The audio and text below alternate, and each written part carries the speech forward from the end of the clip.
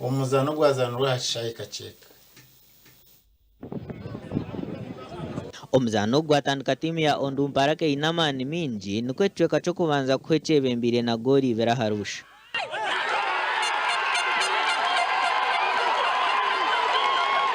Bwanyuma y'ekicweka kya kabiri kutandika timu ya Mbarara yahika neetunga penalty eyateebwa omuzaani Solomon Okwalinga.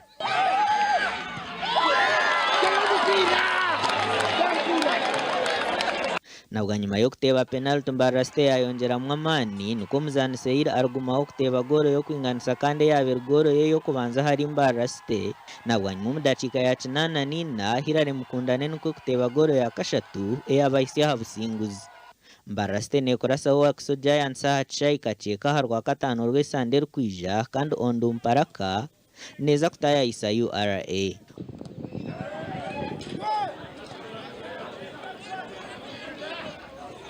First half wanza tutera goals 2. First half ya bine goals 2 twine busa. Twazo mu dressing room. Coach yatu motivating twagaruka twina man. Twantena na goals ina konkaza yanga twafunisha tu. Tuzinze adene chance kuwangula.